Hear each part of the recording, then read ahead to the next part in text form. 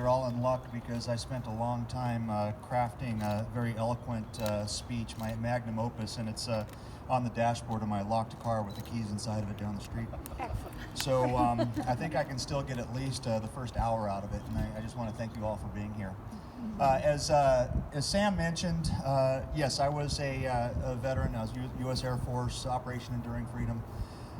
Did a couple of tours to Afghanistan, but today's not about the living. It's not about the veterans. This is not about thanking someone for their service, although that is due any day of the year. But what we're talking about right now are those who have paid the ultimate sacrifice.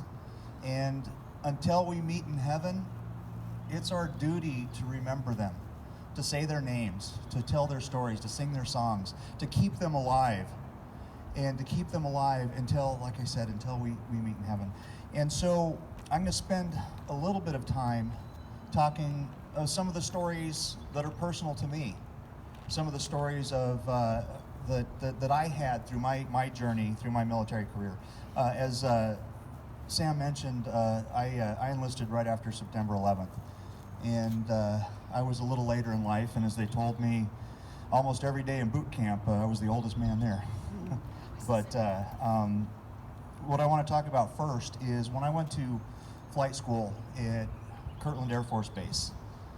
Had a great time there, and in my graduating class, when you graduate, we all had this picture of sitting on top of a HH-60 PAVOK helicopter.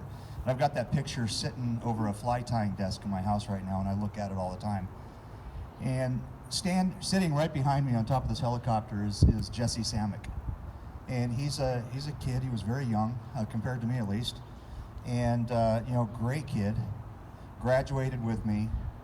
He was moved to Nellis Air Force Base and almost immediately was deployed to Afghanistan. And within that year, he was killed in a helicopter crash. And he was 21 years old. And I think about Jesse often. I was deployed to Afghanistan myself in 2005, and I was at Kandahar Air Base, and the Air Force part of Kandahar was named Camp Samick after Jesse.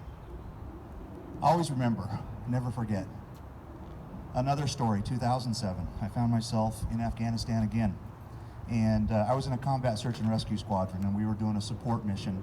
We had 3 Chinooks bringing in, I think it was 80 Special Force troops into Helmand Province, southern Afghanistan. And we were on the ground, dark 30, rotors turning, in case anything went bad, so that we were for medevac or isolated personnel recovery. And luckily, all the troops were dropped off, but one of those Chinooks got shot down.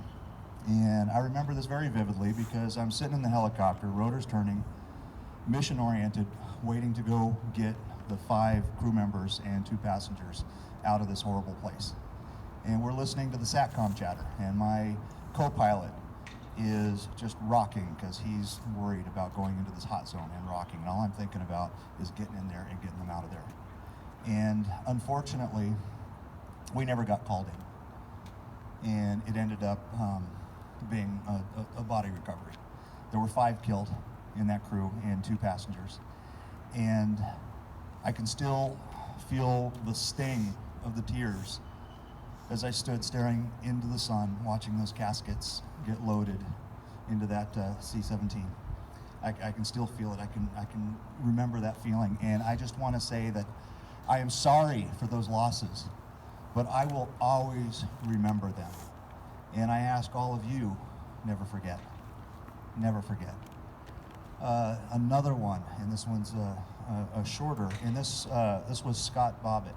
He worked at the schoolhouse at Kirtland Air Force Base, and on his Finney flight, just before he retired, this was going to be the end of his military career and going back and raising his family, and the helicopter crashed in New Mexico, and he was killed. That was Scotty Bobbitt. Always remember. I want you to remember Staff Sergeant Travis Atkins from Bozeman, Montana.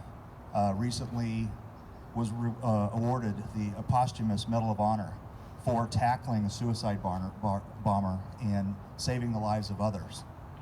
And actually, Heather, my wife, who's back here, we had breakfast this morning with Staff Sergeant Atkins' parents. Remember him. Remember his name. Always remember. Never forget. Also, Nicholas Bloom, my VFW post in Belgrade, Montana, is named after him.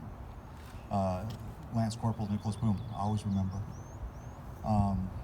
Andrew Bedard, I met his family today. Remember his name.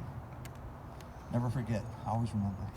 So I want to take one moment right now, and I hope that everybody here is brave to do this, but we all have family, fathers, mothers, brothers, sisters, friends, comrades, brothers and sisters in arms. We all have people that we knew that we lost. So I want to take a second right now, and let's hear their names.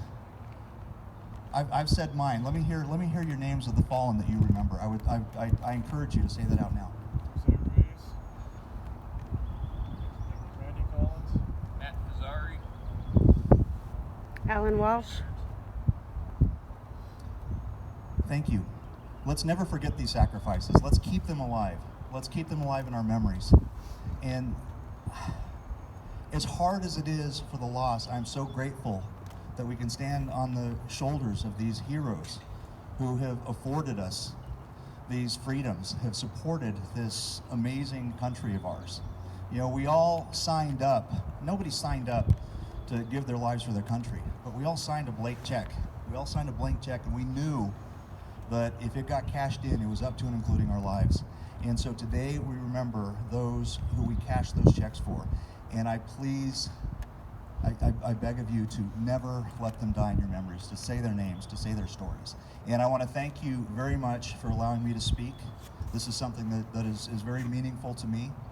I just want to say God bless you all for being here.